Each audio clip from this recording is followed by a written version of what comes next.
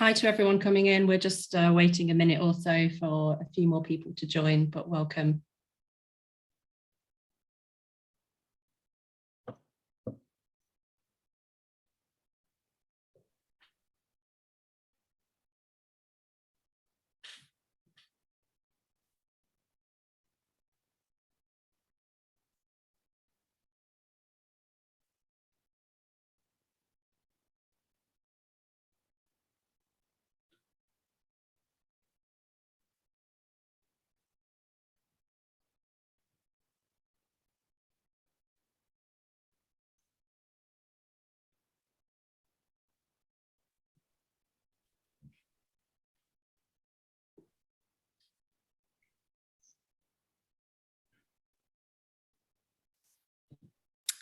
Hi, Fionnuala, shall I start?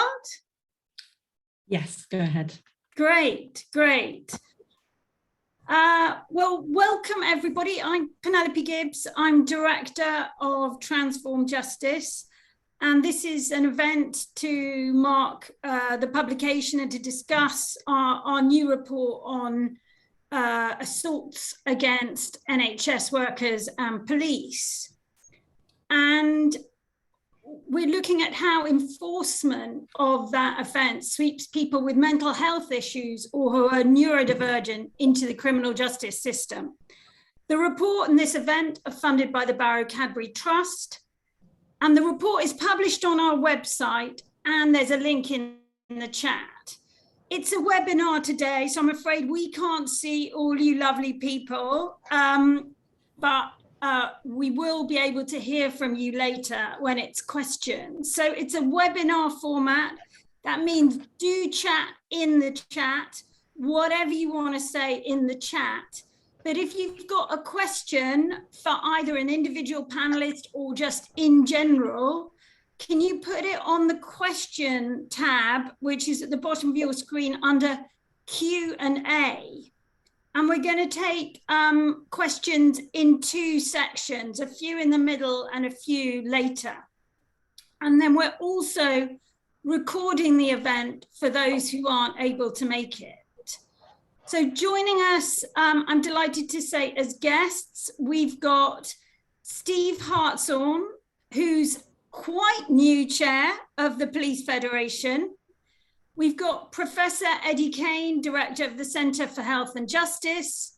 We have Whitney Iles, Chief Executive of Project 507, and also Kerry Hudson, Solicitor from Bullivant Law.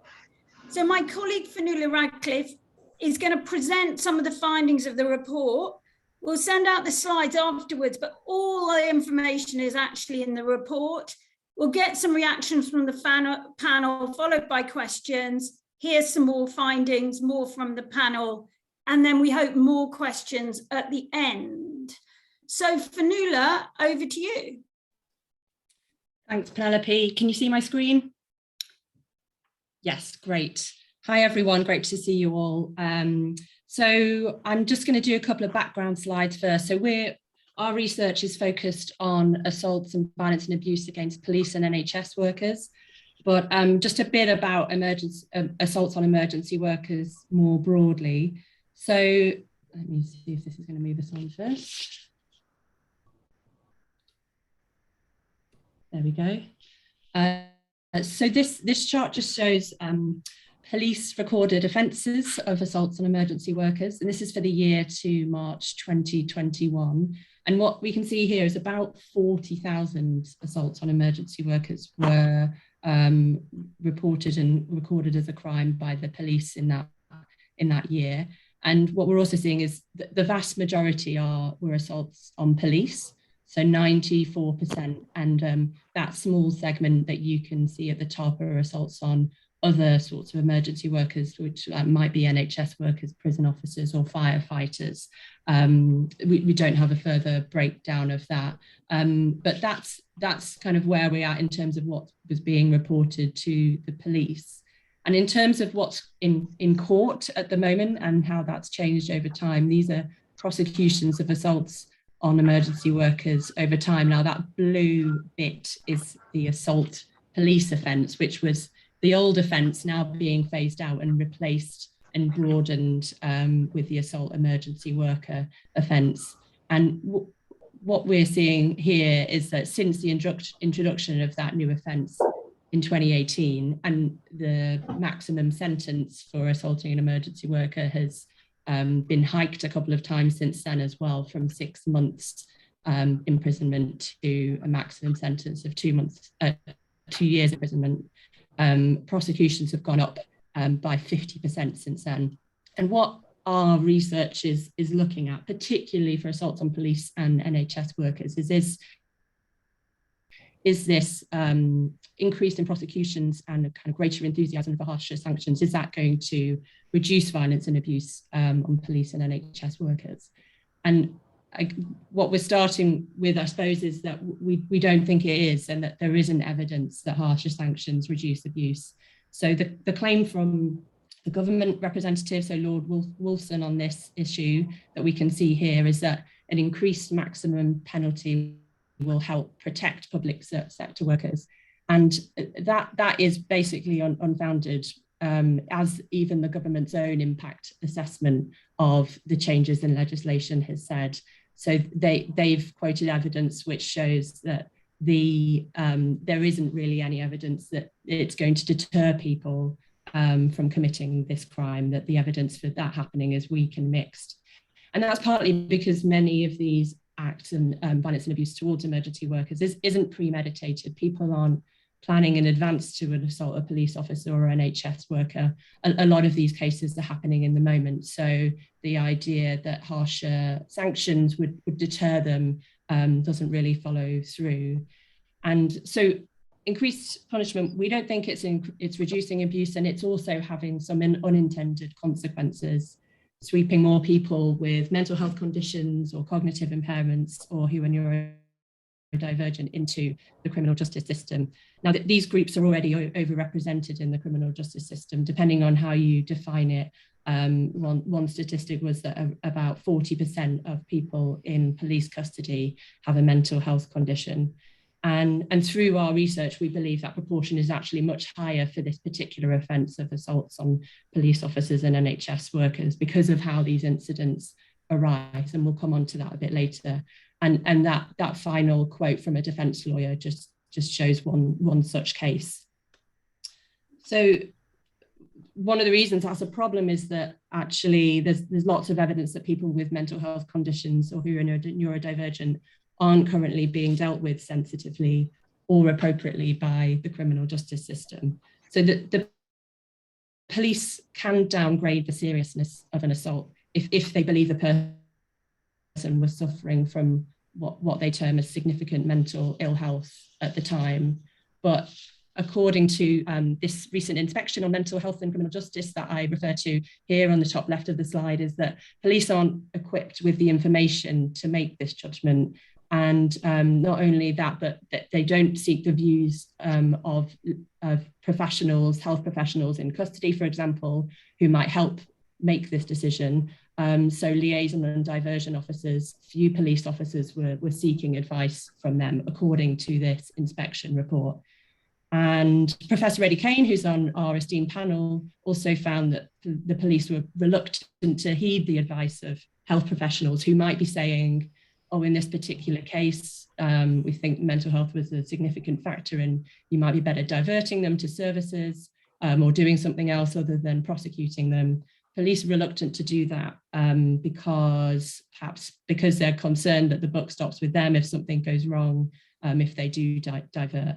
So mental health factors not really being picked up effectively and being factored into decision-making by the police. And what we also found for this particular offence of assaults on emergency workers is that the CPS could be pretty hard line and have this blanket policy of prosecuting. As you can see from that quote from a defence lawyer on the right-hand side, he talked about a positive prosecution policy when it was any kind of assault against an emergency worker, even when it might be low level and even where there might be mental health involved. And in our report, we include some examples of cases where that seems to be the case.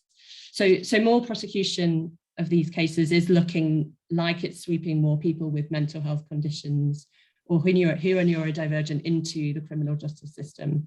There isn't evidence that it's reducing the abuse of police and NHS workers. And okay, you might think the government did cite some other reasons for hiking up the sentence and creating the new offence. They talked about reaffirming the social value of emergency workers.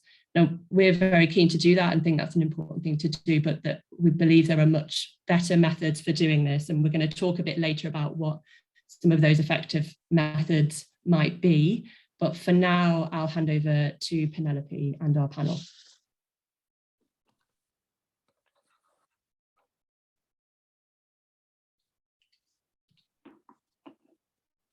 Oh, you're muted, Penelope.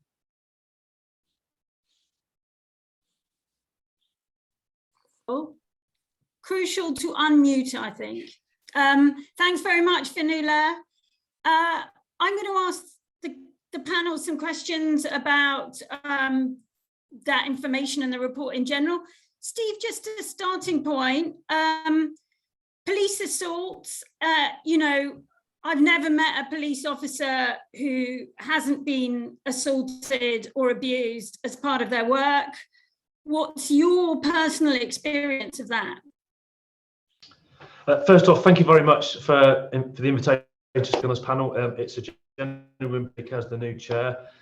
To answer the question directly, I've been assaulted countless times that stopped recording at some point.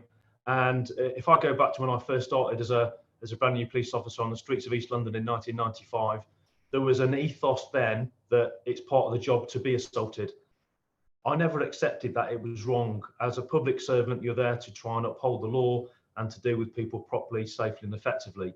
But that certain peer pressure that you don't want to make it any worse, you have to accept a dig, a knock and and getting assaulted. That seemed quite pervasive across the police service. And then there was it was probably early 2000s when a court case happened. And from what I recall, a judge basically reaffirmed that and go, well, it is part of the job. And it never sat right because everybody has the right to go to work, to be treated properly. We accept that at times policing can be a contact sport, certainly if you're a frontline officer dealing with the public. It is the minority of the public that cause these assaults on police officers. And it's not nice. It does leave lasting effects on police officers. It's these trigger events that when you go back on duty, maybe particularly late turn and night duty, dealing with nighttime economy, where police officers can receive the more severe assaults, but it can happen in everyday police work. Something as simple as a traffic engagement, to speak to someone about the manner of driving, it can involve quite a serious assault at the end of it because you start to deal with people's their liberty, essentially, and that feels a threat, and you never know where it's coming from. So it does have lasting effects, and that in itself causes certain types of reactions. For me, having been on that journey and going through it, there's always learning to take away from it. And I know we'll probably go into that later in discussion, but I think there's a big part of a massive education for the police in general. It's just sometimes when we see comments of police aren't prepared to accept something, what parts of the police aren't? Because I'd like it to be more specific. There's a blanket blaming of the police in general for most things, when actually it might be a certain area. It might be the front line, it might be the rank and file. If that's the case, let us specifically deal with that, because I think there's some great opportunities here to discuss. And it might be a surprise to some people that there's probably a broad agreement that there have been some intended consequences of what's been brought in. But with learning and development and understanding, and also a bigger cross-pollination of how to deal with people through the National Health Service, criminal justice system, I think there are opportunities here to stop people becoming involved in the criminal justice as a whole, to actually help, because that is far better product. It saves money, it's for them, and it might be better for the victim. Thanks, Steve. And we're absolutely agreeing that nobody should be assaulted in their working time, particularly public sector workers. I suppose what we're pointing to is another way of reducing that abuse and dealing with it. Kerry, we surveyed many of your colleagues and we heard that a high majority, I mean, they felt 2/3 to 3/4 of the assault emergency worker cases that they dealt with in police custody or at court involved someone with a mental health condition or a cognitive impairment. Has that been your experience? Yeah, thanks for the question, and morning everybody. So I come at this from a sort of practical point of view. I'm a defence solicitor and have been doing this for about 15 years now. We see a lot of assault emergency worker cases. The majority of them are police officers. Problem is that just the nature of people involved in criminality, no matter what it is, whether it's assault emergency workers or any other offence, they usually have some kind of mental health problem or learning disability. It's quite rare to get people who are not on the spectrum or have that or a diagnosis. So the problem is with assault emergency worker from our point of view is there's no differentiation between a serious assault, which is what's, you've got quotes of that in your research, it's really helpful. But thankfully, certainly in my experience, the serious ones are quite far and few between. It's the minor stuff. So it's the pushing, spitting, that kind of thing. I know it's not minor to the victim, but in terms of the overall kind of looking at the law and offences in general, it is low level.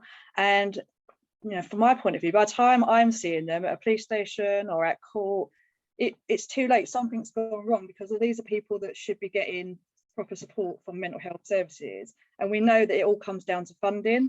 So I feel like, I don't know if Steve can back me up on this, but the police and the courts, we shouldn't be having to diagnose people, look after people, be social workers and try and deal with that. There's a whole liaison diversion service and the whole of the NHS to deal with that. So from my point of view, something's going really wrong, and the public funds in the criminal justice system is kind of being wasted by putting people through the system in the first place. And unless it is really serious or there is clear intent on hurting emergency workers, then there should be other ways of dealing with it.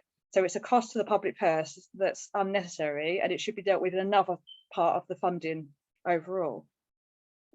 Yeah, and Kerry, can you give a short example of a case you've dealt with where somebody had some kind of mental health issues and were accused of this offence? Yeah, I think one of the examples I gave was actually quoted in your research. That was me. I think it was a tweet. So it was a young man who had basically got really angry with one of the London councils because he just wasn't getting any help with his getting on benefits. So he went to the office where the staff were with a pole basically and kicked off outside the offices. The whole lot was caught on body-worn camera. So the actual assault itself was just like a push, I think it was. That's how it started, and he got jumped on by 3 or 4 police officers who, rightly so, because he had a pole and they didn't know what risk there was to their personal safety. But the problem is, because he was, I think it was schizophrenia, I mean, don't quote me on that, but there was a diagnosed mental health issue and he was in the middle of an episode, and he got taken to the police station, clearly very unwell, wouldn't take any advice from Solicitor. He was saying, no, I haven't done anything wrong, but there's actual video of him doing something wrong. So he clearly gets charged and remanded because he's effectively homeless. And he goes to the first appearance in the magistrates court. And at this point, no one, as far as I can see, has assessed him, or if they have, it hasn't been passed on to the person representing him at the first appearance in the magistrates court. He won't enter a plea. So of course, what happens in court, if you don't enter a plea, that's taken as a not guilty. And he got sent to the Crown Court, I think. Hang on, I'm getting confused. Sorry, he did plead guilty, and he got committed for sentence because it was quite serious and there was a poll involved. But then he got remanded and sent to prison. And when he got to prison, he was risk assessed and put straight into the healthcare wing in the prison because he was so unwell, he wasn't fit to be in the general population. And the reason this case went wrong is because he then wouldn't cooperate with us to sign a form to say we could get his mental health records to see the nature of his problem. He wouldn't cooperate with the prison, and the long and short of it is he spent 2 months in custody waiting in the healthcare wing because there were no beds available, even though he had been assessed as needing hospital treatment.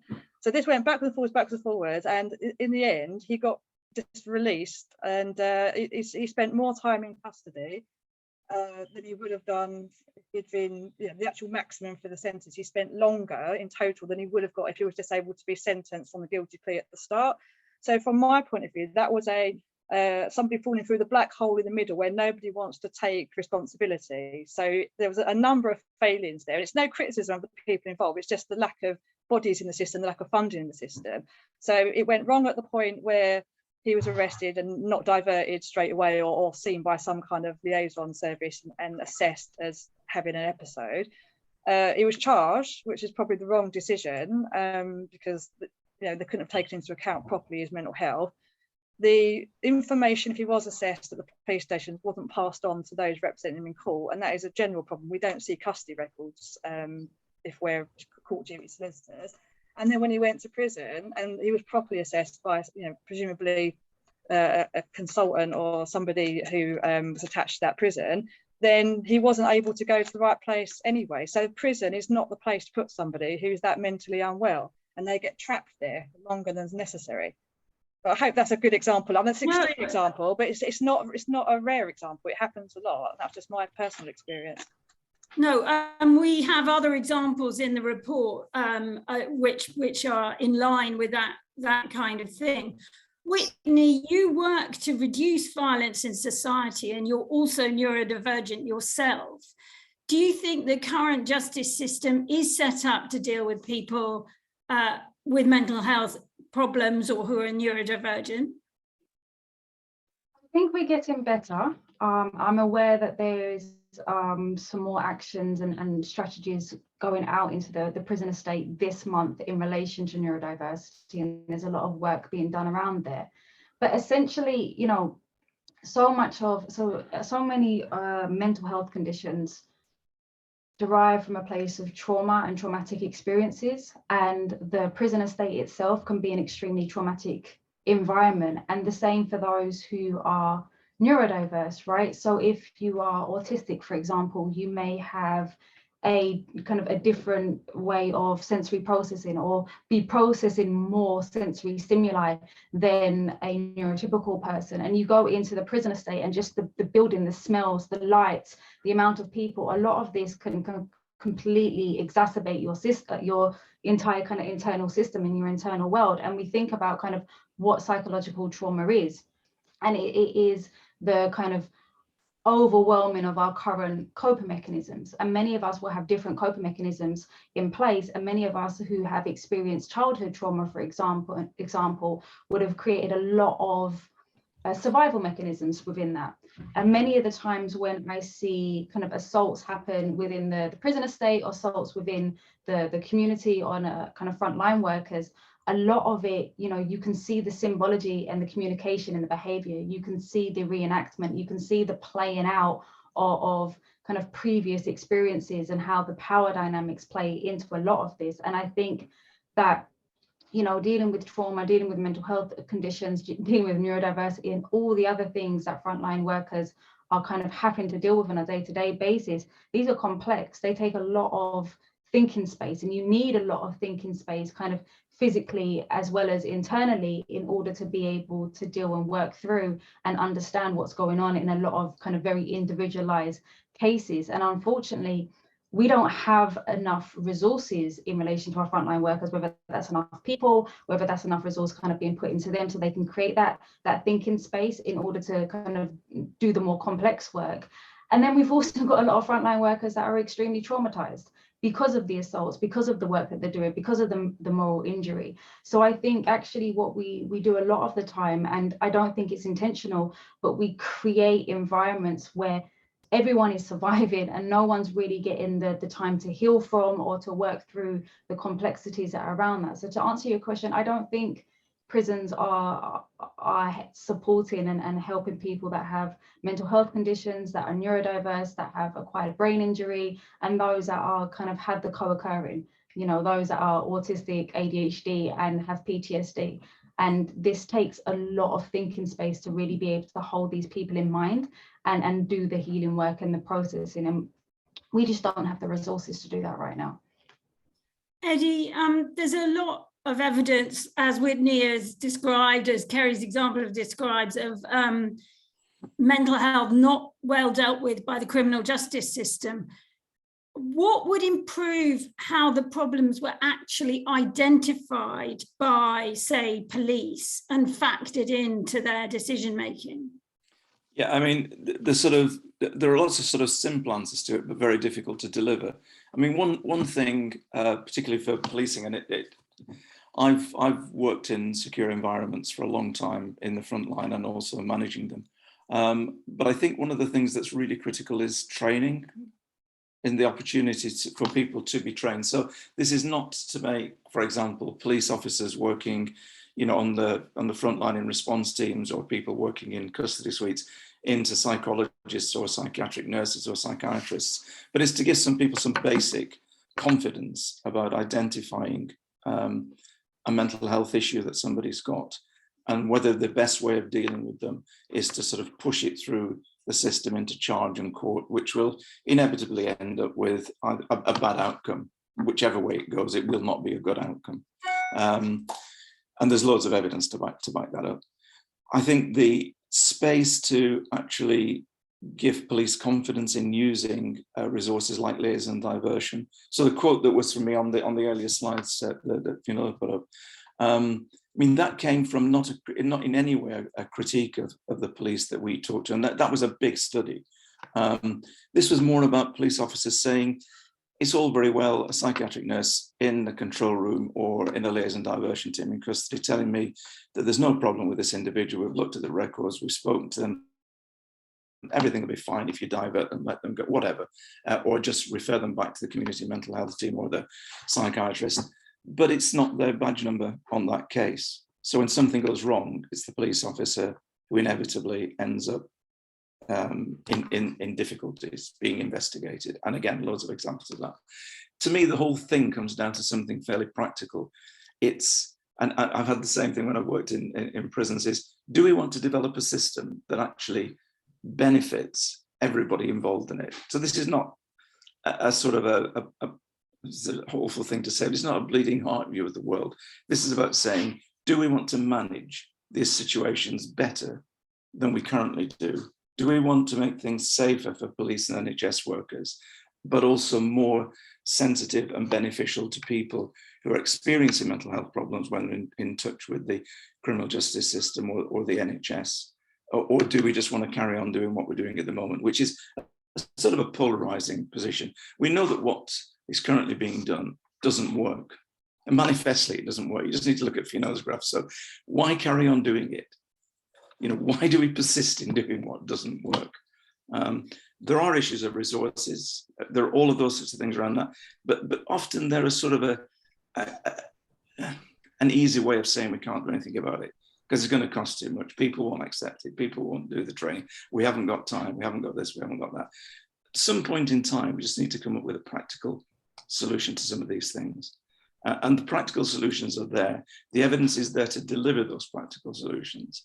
It's just grasping the nettle. I think there are opportunities around at the moment. Keith Bradley is doing another review, which effectively his earlier review in 2009, Lord Bradley, resulted in liaison diversion services, which will be better if they're 24 hours, 7 days a week. They're not in most places. He's looking at alternative sort of disposals right across the criminal justice system. There may be some opportunity to sort of lobby his group to actually try and lay down some stakes that might be influential politically and in broader policy terms. I think there's the new out of court disposal system that's coming into play, which I know lots of Steve's members will be, have issues with, but there are opportunities there without a doubt. So I just think it's actually getting together and looking at, do we want to solve the problem? Or do we want to stand on different hills shouting at each other and saying it's your fault, the police, it's your fault, the NHS, it's your fault, the CPS, it's your... None of that's going to help, and it isn't helping. So why don't we do something that will help? And I hope people who read the report will see that we have a range of approaches which we, stakeholders have indicated to us will reduce the violence and abuse. But I would say it's a range. And at the moment, the charge prosecution is a single option. And it does need something more broader and more sophisticated. I'm going to hand over to you, Fanula, because I think she has a question that somebody wants to pose. Yes, we've got a few questions that have come through. It would be great if people are up for asking their own. So Susie and Nick, I'm going to allow you to talk, Susie. I don't know if you're there. If you're up for it, do ask your own. If not, I can ask on your behalf. Have you unmuted, Susie? Yeah. I think I've tried to. Can you hear me? Yes, we can hear you. Go ahead, Susie. Hi. So my name is Susie Edwards. I'm a mental health practitioner that works within the police for the NHS as a street triage practitioner. So have lots of contact across health and police. I think one of the things is with this is around the question of capacity, because I think there's a big line between those that have capacity for what occurs, the incidents, and those that lack capacity. And I think that although the criminal justice system often isn't the right way to manage those behaviours, that we find that if we don't deal with these incidents, these assaults robustly, with people that have capacity, it increases their risk. So if there's one assault towards somebody on the ward, a staff member on the ward, and then to police, that if that continues and it's not dealt with, there's no consequences, and those behaviours escalate. I mean, I'm not saying that people with, with things like schizophrenia or severe enduring mental health issues should be dealt with through the criminal justice system at all if they lack capacity at the time of the assault, but that many incidences in our service occur with people that lack capacity but have some mental health issues. So whether that's personality disorder or drug and alcohol issues, and that's kind of hard to manage, because often the victims don't want to support any prosecution because they feel that it's inappropriate. So I just wondered what the panel's thoughts were around that question of capacity and the sort of difference in between those incidents, really. Kerry, capacity often comes up in cases, but there's also the issue that has just been brought up, that if you kind of deal with it robustly, that person is less likely to do it again. When you think about the kind of cases you've dealt with, whether they have capacity or maybe not, do you think that they act on that basis, that if they're dealt with robustly, they don't do it again? Not at all, because the majority of cases that I see, I think someone's already said, they don't set out to hurt police officers or any emergency workers. It happens in the course of them being arrested, usually for something else, or being in the middle of an episode, or more basically, if they're on drugs or alcohol, or it's not usually just members of the public who just decide to go and pick on a police officer or an emergency worker. They're quite rare. So the problem, of course, is that people who have been arrested for other offences are usually already in the criminal justice system. We don't see many people of good character turning up on our doorsteps. So they have a history of committing offences, and the underlying issues are not being dealt with. So the thing is, if you're not of good character, you're not going to care if you've got 1, 2, 10, 20 assault emergency workers on your record. And the reality is that a lot of them are dealt with by way of low-level sentence. So whether that's a fine or low-level community orders. And these people have no money, or they're on benefits. So who cares if you're paying £5 a week out of your benefits? And then they don't pay them anyway. So it's not really a deterrent. And even though, politically, it's sort of flavour of the month again, isn't it? We're being tough on crime and they're putting the sentence up and making it either way and all the rest of it. But the reality is that wasn't necessary. The original offence of assault PC, the summary only offence, you could get 6 months imprisonment and a fine up to whatever it is, £5,000 anyway. And of course, now from the beginning of May, the new magistrates' powers have come out where you can sentence up to 12 months imprisonment. But the reality is we don't see many people go into prison for an assault emergency worker unless it is extreme. In the same way, you don't see many people for assaults generally go into prison, with the exception of the domestic context, because there's a hardline CPS policy around that. So when you're talking about deterrence, the reality is that it's not going to work. And even if you put people in prison, then they get stuck in what we call, the revolving door situation, where they'll go in for a short period in custody, they come out with no real help, no money, and often that disrupts any probation work that's been done. So if somebody's been found, say, a hostel address, or they've been helped to, to get on benefits, or they've been helped into the community mental health services, if they go into prison, they come out and they usually have to start that journey again. They come out with no help, and you go round and round in circles.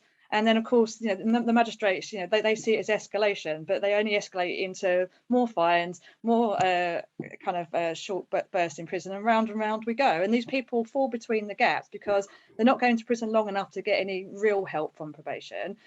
We all know, certainly in London prisons, the waiting list to see a mental health professional, or even any healthcare professional, is so long. They often only have their original kind of triage risk assessment when they first go into custody, and then they're out again before anybody even notices if there's somebody who's got mental health problems or difficulties. And the most worrying reports that I get is people who are on long-term medication for mental health. So whether that's things like schizophrenia or autism, there are often gaps in their medication. And even people on depression, we all know you can't just stop taking that medicine. Even we know that as practitioners and not healthcare professionals. But we've got reports that some people are going up to a week or sometimes 2 weeks without their medication. Now, I mean, there's human rights kind of issues around that, and I think it goes under the radar, and people are too frightened to report it. And when they do report it within the prisons, nothing gets done about it. So, I mean, nobody's even looking at that. And I would, if anyone's got time or resources to look at that, that is probably the next project. Is, that's a scandal from my point of view. And of course, that makes their behaviour escalate, and round we go, because then those people then end up getting in trouble in prison, of course, as well. So then they get their privileges taken away, and sometimes they get longer sentences because they're kicking off with the prison staff. Yeah, thanks very much, Kerry. Fionnuala, we've got another question that you're going to read out, I think. Yeah, and we'll just do one more question. There's another one about training from Paul, thanks, which we'll come on to in the second bit. But Nick, this is from Nick Finnis, he's got building work, so I'm asking it on his behalf. So he said it was interesting to hear Steve say about unintended consequences, and he's curious to know more about what they are, as he hasn't heard that said publicly before. Steve, what did you mean by that? Thank you, Nick. I think the biggest one for me is this perception that police don't care. We do. If anyone spent any time working with, frontline police officers, detectives doing the post investigation, anybody who is involved with the community, there is a real care and real want to do something. But it's that policing has just got a job to do, and we have to uphold the law no matter what. We do care. And for me, that's the biggest one, that's saying that we don't want to invest in ourselves. Police officers desperately want the right set of tools and training to enable them to deal with the public in a safe manner. However, that is offset against at that particular point in time, something has to be resolved, and we don't always have the correct time, space, or distance to do with the job that we would want to. And I've seen it from both angles of being a beat officer with a very, very big home beat as a junior copper, and then when I progressed through the service, went to the armed response side, where you do have more bespoke training, because the threat, harm, and risk to everybody is magnified hugely. You get better training. So you learn more about negotiation skills, you get more insight into neurodivergence and what that means for certain individuals. We all know that some people, you can tell them to stand still, listen, do as they're told. They physically can't and mentally can't, because the thought process is the hyperactivity going on in the head. It's too much to process. So when you strip it right back, we had something on the armed response. It was one voice. Listen to one person taking control of the situation. If that doesn't work, look to the negotiating world. Is there a better person to do that kind of role to help deal with that specific person?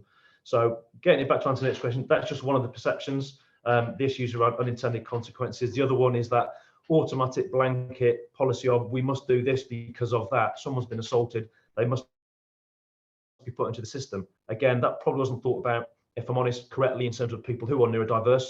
There needs to be more understanding at the processing point of they're into the custodial system, rightly or wrongly, but then better support from the NHS, other agencies to help us deal with that properly, because there's been times I've been assaulted and clearly the person is in mental health crisis. When that's explained to you what you're going through, you can then kind of reflect on it and go, I understand that now. I was still assaulted, but it might change the officer's perception of what the outcome needs to be. Because for me, if you invest heavily at the very early stages, put someone in a help program, they won't perhaps do it again. And it's a two-way learning system. It might be something I've said or not controlled properly, that if I can do better the next time to try and help. And there's always got to be that give and take between people. I'm guessing there's many more unintended consequences. Certainly in the report, it highlights many things that need to be done differently. And as I said at the beginning, we're probably all in very, very broad agreement of what needs to be done. It does need proper investment and time and training to help us resolve these issues. But I'd ask people to bear in mind that, my colleagues up and down the country, at that time, they have to do something decisive. And it may be for a reason people can't see openly, that we have to detain somebody and deal with them very quickly to stop things escalating. We would love to spend hours and hours on the street dealing with people to get it safely resolved, but sometimes we just can't because of the situation. It doesn't look pretty. It's not nice on social media, but if you then can have time to explain those actions and the consequences to people, I think there'd be a broad understanding that we're trying to do the best that we can at the time. Thanks very much, Steve. And I would say we're just going to move back to Fionnuala for some more of the findings of the report about alternative responses.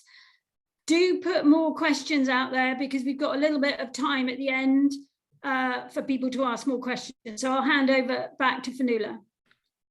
Thanks, Penelope.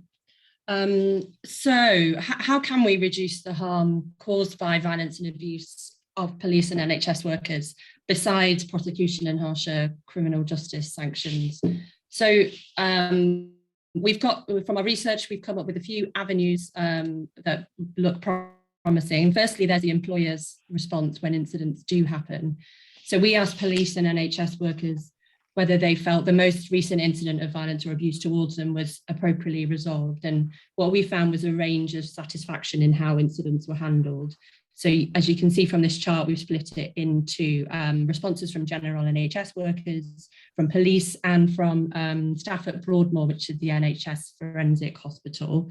So what we're seeing here is quite a range in satisfaction. Staff at Broadmoor feeling most happy with how the incident was handled, but a pretty low proportion of general NHS workers and police feeling happy with how it was handled. And through the qualitative responses we got to the survey and through interviews, we've dug into that a bit. And firstly, there's this thing about the debriefing. So staff are supposed to get a debriefing with their manager after an assault has happened, to talk through what happened and think about whether counselling or referral to other support services would be helpful. And what we heard from respondents was that this didn't always happen, or when it did, NHS staff in particular told us that often this happened late, or when it did happen in the debrief, the employee was made to feel that the incident was their fault somehow. So that first quote is an illustration of that, of the person who experienced the violence or abuse being felt to be blamed and criticised for causing it in the first place. So police, meanwhile, sometimes were made to feel like the incident wasn't part of the job, just to put up with it. We heard phrases like, just told to suck it up, or that it was brushed under the carpet. And we also, and that's that middle quote there is an example of that. And we also heard about issues with lack of follow through on actions that would help the victim to recover or to feel like it wasn't going to happen again. So in our report, there's a few examples of that, including a story of an NHS forensic worker who needed his shoes replaced after an incident with a patient, and he submitted a claim form for new shoes and waited 18 months for that to come through, and it wasn't resolved. No, it only was sorted once he told one of his directors, who sorted it out for him. So that left him feeling obviously pretty frustrated that what had happened to him wasn't being taken seriously and being dealt with appropriately. So to us, this boils down to there is a lot of scope for employers to improve how they support staff in these situations and help police and NHS staff feel cared for and feel protected in their work. I mean, a lot of it is not really rocket science, good debrief, referral to counselling or other services when needed, following through on those actions that might help them recover or stop it happening again. And it was happening in some places. We heard from some of our police and NHS respondents. So as that final quote quote shows, that's someone who was really happy with how their organisation responded to what I think was an incident of stalking. And they felt much better after the organisation's response to that. So that's employers and what they can do. We've talked a bit already about diversion and ways that we can resolve assaults on emergency workers without prosecuting, but resolving them outside of court. So use of diversion, or what we're calling out of court disposals here, sorry, that's a bit of a technical term, but use of those options for these cases is very low. As you can see here, only about 5% of assaults are dealt with via diversion or out of court disposals, and that could include restorative justice, the person being sent on a program for behaviour change, or referred to mental health services, or on a victim awareness course. But use of those is low. We advocate in other lines of work for much greater use of these options, because we do think they're and the evidence shows that there is good evidence that they can be really effective in resolving the harm for victims and reducing reoffending in the future. And we speak to lots of police officers on our work about diversion and out of court disposals, and we've asked about attitudes for use on assaults on emergency worker cases and assaults on police and NHS workers, and they have found a real range of attitudes across forces. So some forces recognising prosecution really isn't helping in these cases for all of the reasons that we've talked about earlier, but also this one in this quote at the top, where they found that they did a review and found that for assaults on police officers that went to court, the average outcome was a £15 fine, and they rightly said that really wasn't making any difference to the victim or inducing any behaviour change in the person who committed the crime. So that force is looking much more at use of diversion and restorative justice for these cases, and finding that leading to much better outcomes and helping the victim move on from what happened. But there is still a message in some other forces to basically prosecute assaults on police and assaults on other emergency workers, no matter what. And there's another quote there in the middle where there's pressure from senior officers against diverting these cases. So we do think there's scope for much better use of these options, and as well as restorative justice, which is being used to great effect in some forensic mental health wards. So that's wards where patients can stay for a long time. So there's perhaps a bit more motivation for the staff and patient relationship to be healed, and steps to be taken to do that. And restorative justice can really help there. That's a quote at the bottom from a restorative justice case study from someone called Dr. Andy Cook, who's a consultant clinical psychologist in Sussex, about how the restorative justice process helped repair that relationship between the staff member and the patient after violence or an incident of violence had occurred. So that's kind of when incidents arise. I suppose if we want to reduce abuse or abuse of emergency workers, we do urge greater scrutiny of how these incidents are arising in the first place.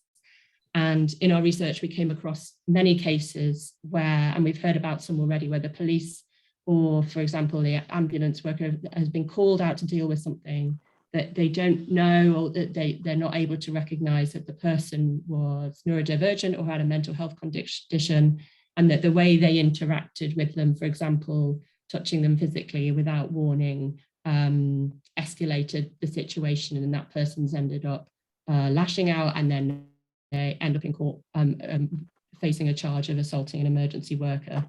And so we heard a lot of that anecdotally, and evidence does seem to back this up. So in our report, we refer to a really large study of thousands of police records by the College of Policing and the University of Exeter. And they were looking at factors that increase the likelihood of police officers being assaulted. And what they found was that police officers were more likely to be assaulted when they use force themselves, so some particular tactics like tasers or batons or physical force, and that this use of force was more likely when the person had a mental health condition or was perceived to have a mental health condition.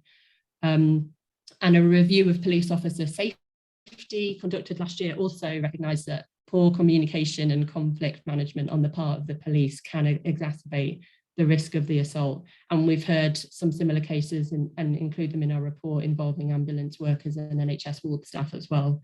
So we've seen and we've in our research that mental health training is variable and not always up to scratch for police or for general NHS workers. We know there's some new guidelines for police in the works on how to manage conflict, including how to better interact with people with mental health conditions. It does remain to be seen how that's going to be translated into practice with so many new officers to be trained, but we think that's really crucial to do so for a whole range of reasons, but one of which includes reducing assaults on emergency workers and people being prosecuted for these cases by stopping that escalation in the first place. And there's not loads of time now to go into it, but there are other options too, of ways of bringing mental health expertise into frontline policing to help diffuse situations and approach them more effectively. We go on to them, we talk about them in our report, like street triage and crisis intervention teams and control room advice from mental health professionals. And we think there's great potential there to prevent some of this violence and abuse happening in the first place. I'd better hand back over to Penelope now for the second panel discussion. Thanks very much. Well, thank you very much. And that's just some contact details for us if you want, but we can put them in the chat as well. I'm going to turn to Eddie. Eddie, you're working on a Ministry of Justice commissioned report about what options there are for diverting people with mental health vulnerabilities.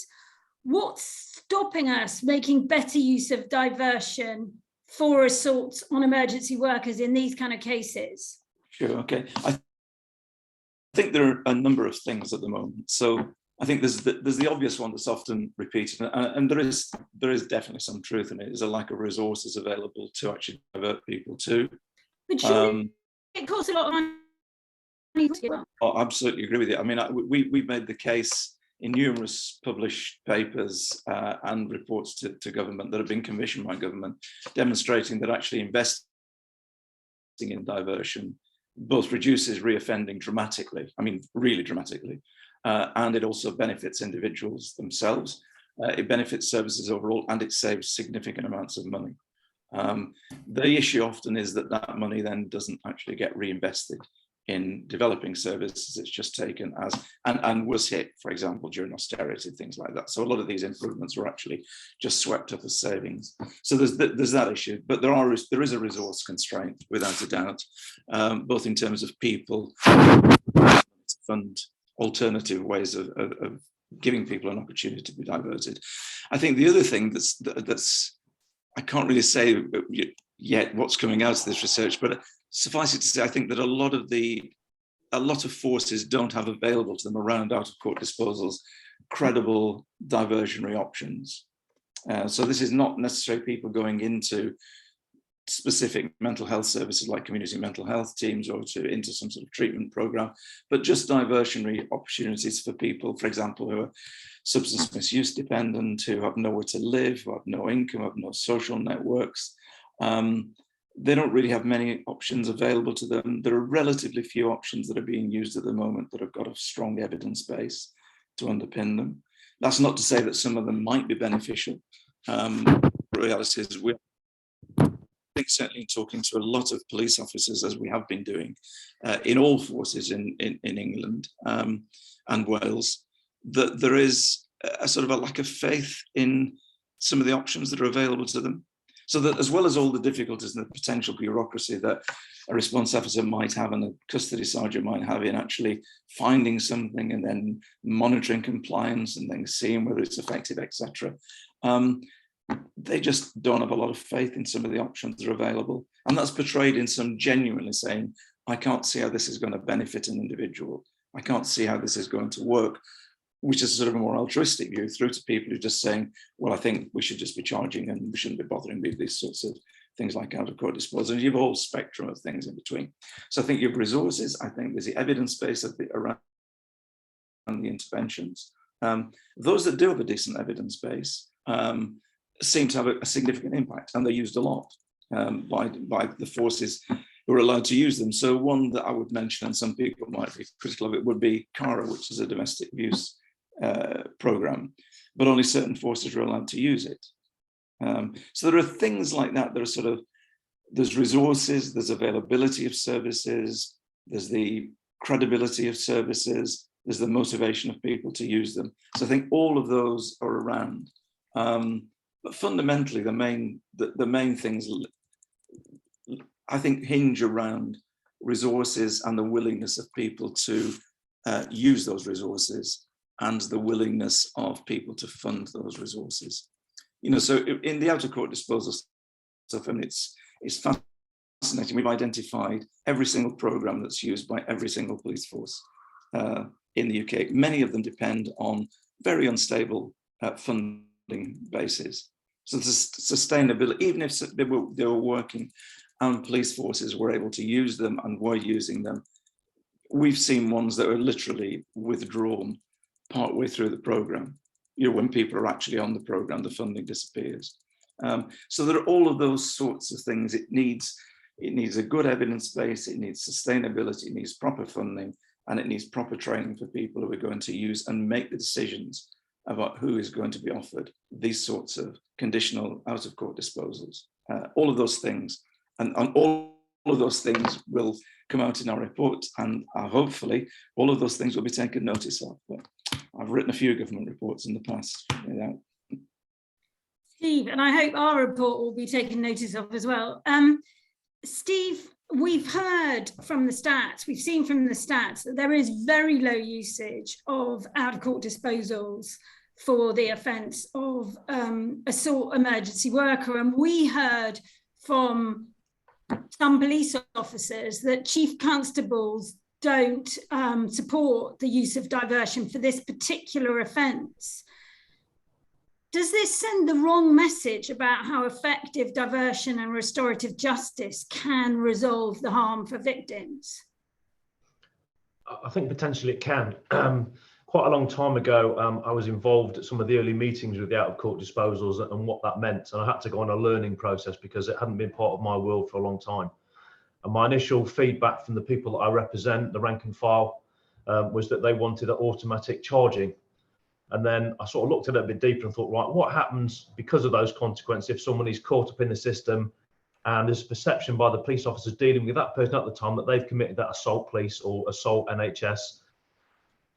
They'll be arrested, conveyed to the police station, dealt with, but then subsequent investigation perhaps means that they may be not involved. However, because it's perhaps out of their hands, that automatic, you must go to court and be charged. My default option then was, well, if you have to have an automatic charging point, that's one aspect, but should there not be something built in to go speak to the officers and the victims themselves to see what they want more? Because I think if you get that buy-in with them, you'll get more acceptance. And there is a disconnect between senior police officers, junior police officers, and what they're thinking. Sometimes they want to come out and go, we're really hard on this and we must push for charging because it's a good soundbite, but they're not actually listening to what the front line want. And for me, I believe in setting an example. As the National Federation of England and Wales for Police Officers, we've got a dedicated protected learning time policy that we want to see pushed right across the country for everybody. We want it for our Federation reps because they're involved in representing the officers who will often receive these complaints if they've acted or alleged to have acted inappropriately. Well, that should be embedded across the police service. The first thing that goes in policing at any times of high demand is training days. Certain areas of policing, you have to do so many hours per year to do that job. But in other aspects, it's just not there. We get given very little time on the front line or in detective roles to do the training because you've got competing demands of an increased workload. They're responding to the radio. There is no time for my colleagues to catch up and do the learning they desperately want and need. And it's that understanding, it's funding. 10 years ago, we got accused of crying wolf by the government in place at the time. We didn't cry wolf. The consequences are here. If you strip away policing, you then undermine the other agencies that we can't help because we are the option of last resort. But the police have to do with everything. So, as Eddie said, we desperately need more funding. The recent foundation report said that. We've been saying it for a decade, probably longer, but no one listens to policing. If we can start to listen to what police officers are actually wanting, develop the training, work with the National Health Service, the Police Probation Service, the mental health services. You know, Ed made a valid point that all those training programs sit on an unstable funding package. Policing gets a 12-month funding. It's repeated every year. Why can we not have, like the NHS, a minimum 5-year long-term funding strategy so we can invest with our partners, our external stakeholders, to provide the training for police officers, to bring other agencies, to involve the victims, but also to involve the people who are having the mental health crisis, listen to what they're saying, how can we best help them, build up the experience and go forward. It's been said so many times, but the people at the top just aren't listening. And yet it's, for me, my colleagues get blamed. It's not our fault. You know, I'm here trying to defend police officers and policing. I've got to look at it for the people I represent. Policing as a whole has a bigger issue, but it starts at the top with funding. We're doing our bit, setting examples of our learning time. I just wish central government and other senior police leaders did the same. Set the example, protect learning time, and everybody benefits. What's to lose? Absolutely. And, you know, I think that training is a point that we make in the report. Whitney, there's a link between police using force on somebody who is perceived of having a mental health condition and that police officer then being assaulted. Do you think that says something about exactly how police are engaging with people with mental health conditions and neurodivergence? I think so. I'm watching the chat as well as listening to the speakers, and I'm seeing a lot kind of coming up around trauma-informed training, and I think that there's a lot to that. So I do a lot of trauma-informed training around violence reduction, and what I tend to see is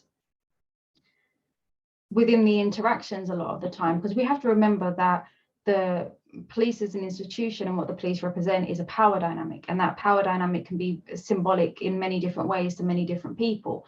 And those who potentially are in kind of mental health crisis or have mental health conditions or issues, they may have experienced trauma, in which case they have might have been a victim or felt very powerless and very out of control.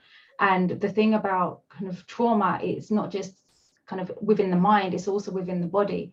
And there's a lot of memories that can be triggered. So if you have been in a position where you have felt kind of extremely kind of out of control of the situation, extremely powerless, and then you've got this body, kind of, if we think through kind of therapeutic terms, this body that represents power, this body that represents a power dynamic that can be extremely triggering. And then what you tend to see is how these incidents occur and that they just escalate.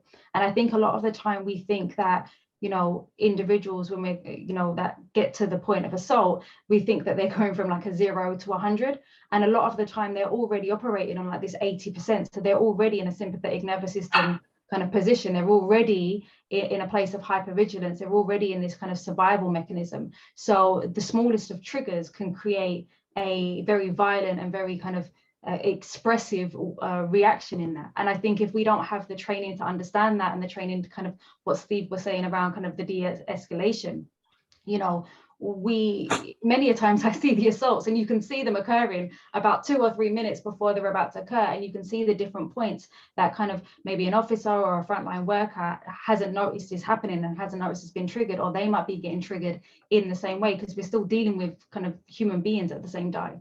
And it's quite easy for these incidents to occur and get very big very quickly. And I think, you know, there is a lot to be said around therapeutic training and trauma-informed training and just understanding this. And I think, you know, we have to understand as well that these are very much kind of in the body. So someone said earlier about kind of autism and someone being touched unexpectedly. Now, I do a lot of work with like the kind of 18 to 25 population, many of whom have experienced kind of huge amounts of trauma, and their nervous system is kind of, they might experience the world kind of with autistic traits in a sense. There's a lot of overlap on how this is being experienced internally. So if you move up to someone who has PTSD or undiagnosed PTSD in a particular type of way, they're going to have a full body reaction to that.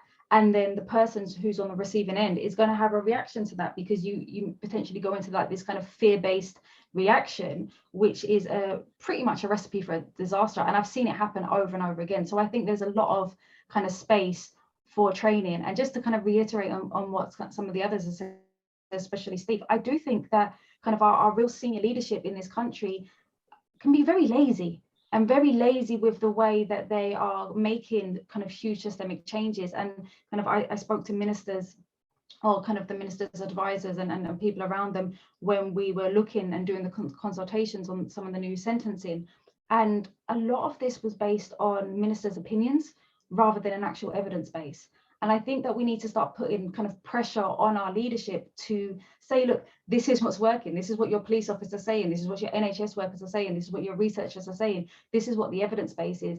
And at this point, we're no longer going to accept the kind of high level political decisions that are made on one person's opinion that tends to kind of rotate in post. I think there's something very difficult around kind of having prisons ministers and security secretary of states and these lot that just keep rotating, because then we don't get these long-term plans, kind of like what Steve was saying about, you know, why isn't there a 5-year kind of training pot, for example? You know, why isn't there a 10-year plan? Why isn't there a 20-year plan? We've got the London Violence Reduction Unit, and we're still working on kind of 2 to 3 year pots of money, when the actual model of a violence reduction unit should be looking at a kind of a 10-year, 20-year pot of money, so we can have some more long-term solutions and long-term planning around this.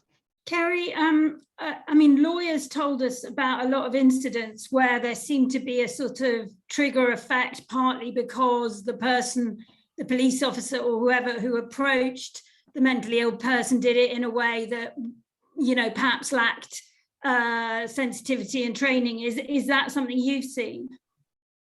Definitely. I mean, I'm quite shocked to see some of the lack of training. Again, I want to be really careful not to be too critical, especially publicly, of police officers, because I know they're doing the best with the resources and the training they've got, as we all are. It's not their fault when things go wrong. But having said that, I think a lot of it is about information sharing. So one of my issues is when I go to a police station, for example, and I don't know that person, I'm on the duty and I have to deal with it off the hoof as I see it. And the problem is there seems to be a blockage around sharing information across agencies. So that starts with the police. So one thing I've been, you know, banging on about for a long time is a lot of effort is done by custody sergeants at the booking in stage when someone's arrested. So the whole risk assessment, you know, a custody record's like, you know, 100 pages long usually. And that is then, it sort of stops with the police in custody. It doesn't get passed to me as the solicitor. I'm allowed to see it, but, you know, I ask for it. You know, I get touched, you know, what do you mean you want the whole custody record? That's, you know, so that's one point. And then when somebody is charged and it goes to court, that custody record doesn't make its way to the court. So anything that's happened in terms of assessment and good work at the police station, so whether that's someone being seen by the FME or the liaison services or whoever it may be, your offending team, that information doesn't get passed to the next person. So the court hearing the case may not be aware that someone spotted autism or vulnerability, you know, whatever that's been done at the police station doesn't get passed on to the people making the sentencing decisions. And also for the solicitors in terms of their own risk as well. Remember, solicitors get assaulted as well, probably not as much as police officers, because, you know, on the whole we're trying to, you know, they see us as being on their side, but we're just as vulnerable. And it's pretty annoying when you turn up to a police station or a court, you know, in the cells, and no one tells you that somebody's got whether it's PTSD, whether it's autism, because how we behave as practitioners will be different if we need that information. So something that can be fixed, you know, sort of, we've got short-term, medium-term, long-term fixes. The short-term is, you know, let's start talking to each other. Let's get rid of the barriers. Why can't it be automatic that when I turn up to a police station, we've all got CJSM secure email, I should just be emailed the whole record, and whilst I'm waiting around, you know, for an interpreter to turn up or an appropriate adult, I can sit and I could go through what the issues are. And then if I've got that and I then go to court the next day, or I send somebody else to court the next day, I can pass that on, and we can make sure that everybody who is dealing with that person, so from the first person that arrests the suspect to the team of people that then deal with him at the custody suite, from the team who transport him or her to the court, the ones that deal with them in the cells at court, you know, you see what I mean, all those little parts, moving parts, a little bit of information gets lost at each stage. And then if it does end up being a trial case, then another thing that's very frustrating from a solicitor who's not dealing with an own client is that person who may have a criminal record of maybe 10 offences.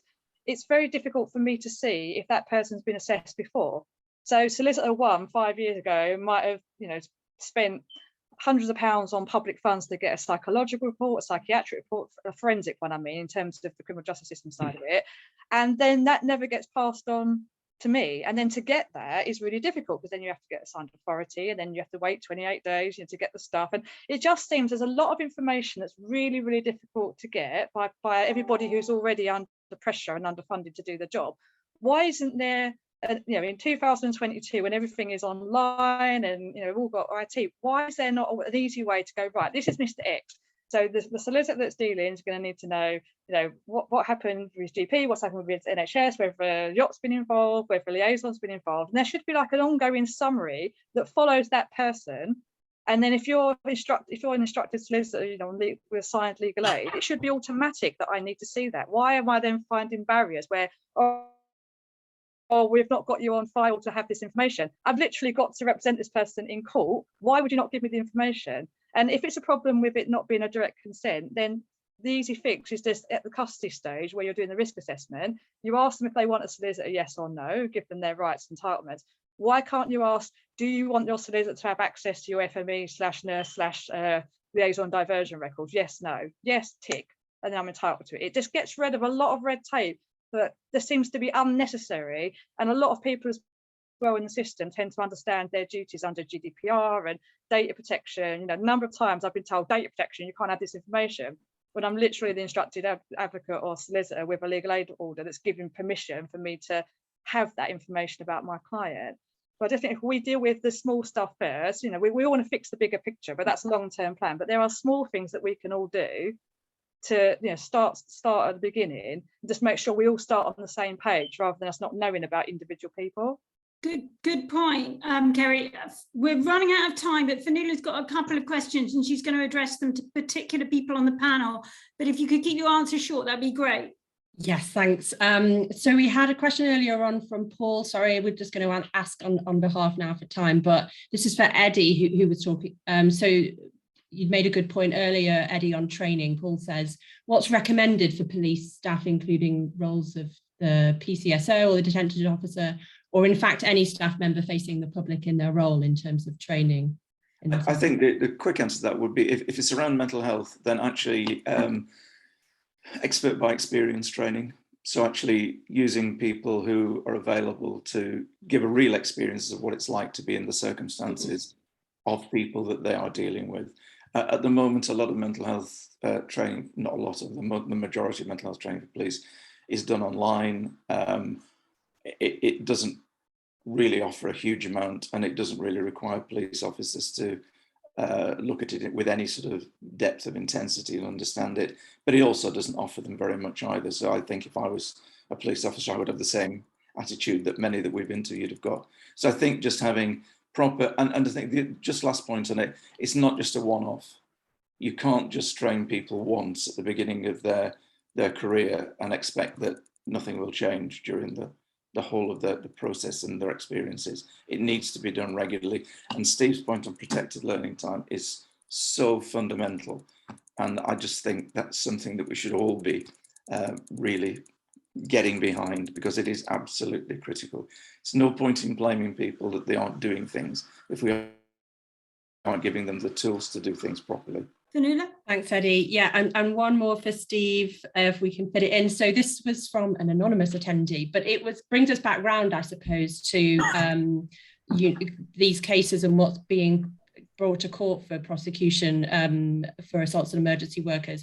So this is someone who'd seen offences being recorded where the officer was described as being scared, and that was translated into being put in fear, and I think that means that then it can qualify to be charged as an assault on emergency worker. So most recently, an officer who was growled at by a suspect during an arrest.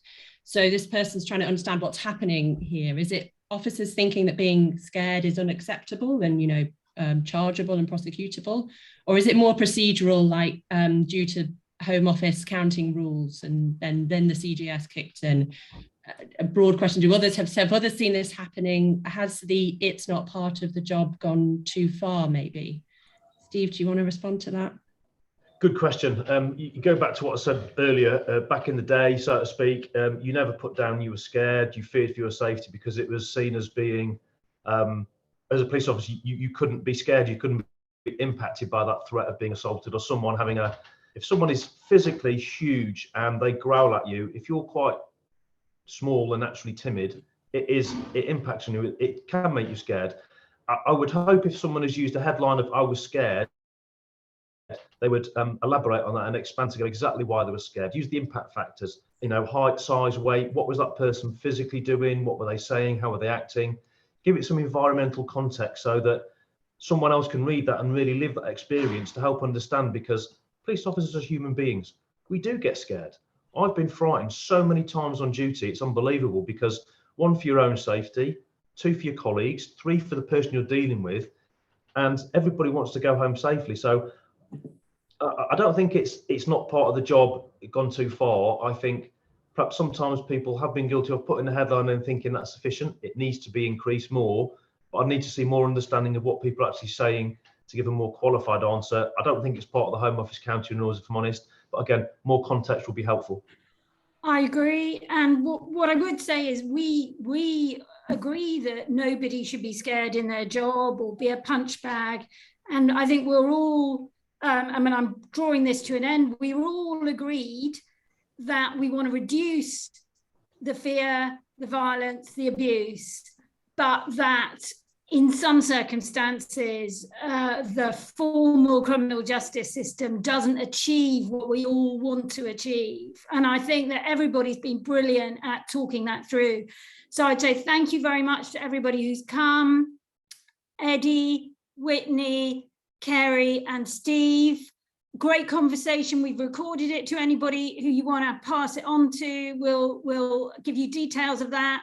We've got a report. We've also got a podcast about this subject, if anybody wants to listen to that, as well as the report. So thank you all so much. And it's been a very rich chat as well. And sorry if we didn't get to your questions, but we need to leave it there now. And thank you and goodbye. Bye.